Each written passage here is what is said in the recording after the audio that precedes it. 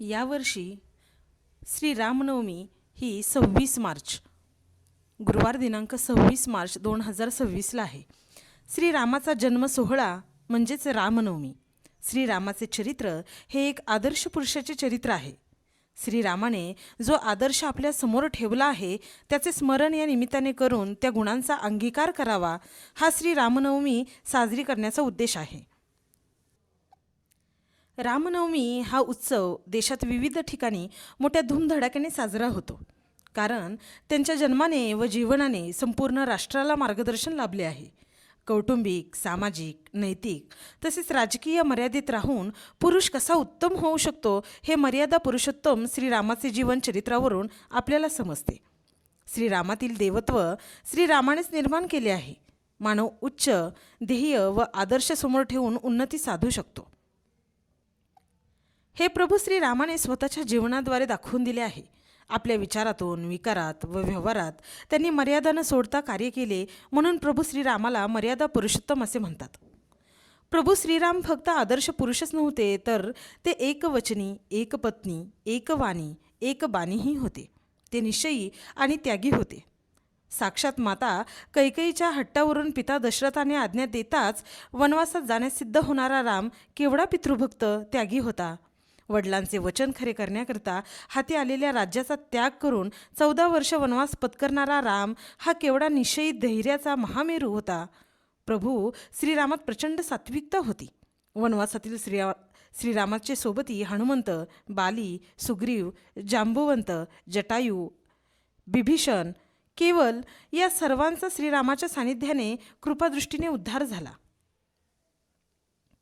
अहिल्याचा उद्धार करणारे, शबरीचे मनोरथ पूर्ण करणारे, येवल्याच्या खारीच्या पाठीवरून प्रेमाने हात फिरवणारे प्रभू श्रीराम खरोखरच पृथ्वी तलावावर अवतरलेले परब्रह्म होते.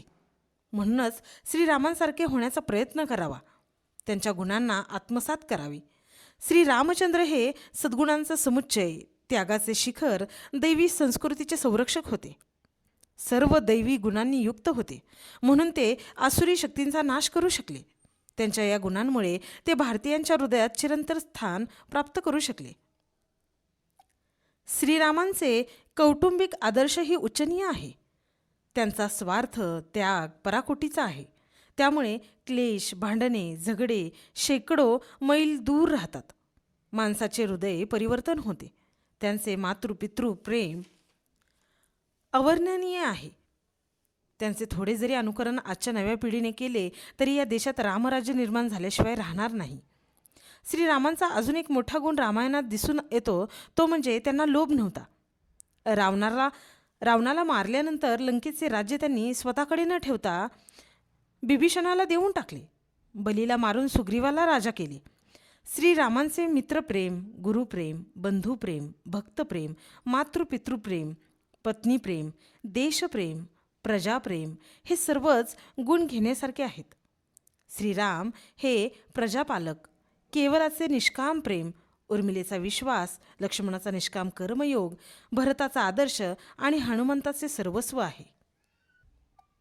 भारतभूमी ही धन्य आहे, जिथे श्रीराम श्रीकृष्णासारखे आदर्श जन्माला आले. परब्रह्माने साक्षात जीवनाचा, कर्मयोगाचा आदर्श घालून दिला. म्हणून या भूमीचे महत्त्व, श्रीरामाचा आदर्श आपण रामनवमीच्या निमित्ताने अभ्यासायचा असतो. त्याचे चिंतन मनन करून आचरणात आणायचे असते. प्रभू श्रीराम हे मानव मात्राला प्रेरणा देणारे, सागरासारखे गंभीर, आकाशासारखे विशाल, हिमालयासारखे उदात्त होते. त्यांचे जीवनगुण आज संस्कृती टिकवण्यासाठी अत्यावश्यक झाले आहे. दुपारी 12 वाजता रामरक्षा म्हणून, पाळणा म्हणून श्रीरामजन्म साजरा करतात.